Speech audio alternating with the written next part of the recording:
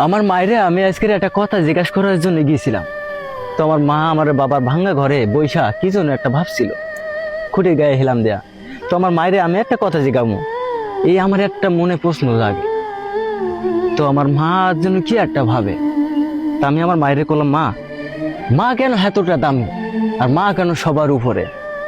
তো আমার মা বলে, বাবা জীবনে সব কষ্ট সহ্য করা যায়, কিন্তু এই যে পেটে কইরা 10 মাস 10 দিন ভারী বোঝাটা দিনের পরে দিন আমি বইয়া গেছি, দিনের পরে দিন ওই বোঝা নিয়ে আমি যন্ত্রণা কষ্ট খাইছি, রাগ করি না, তবুও অভিমানও করি নাই।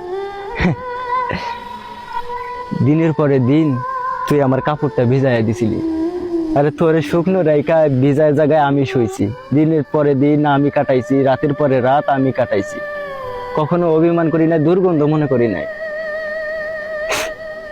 যখন তুই বড় হইস তখন এইটা ভাবিয়ে কান্না আসে জানিস।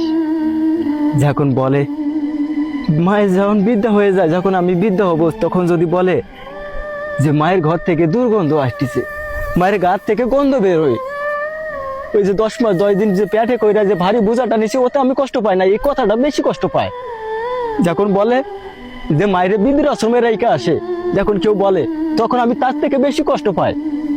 যে দিনের পরে দিন যারে আমি শুকনো জায়গায় রাখছি, ভিজা কাপড় নিয়ে আমি ঘুমাইছি, সে আজ আমারে বোঝা মনে করে।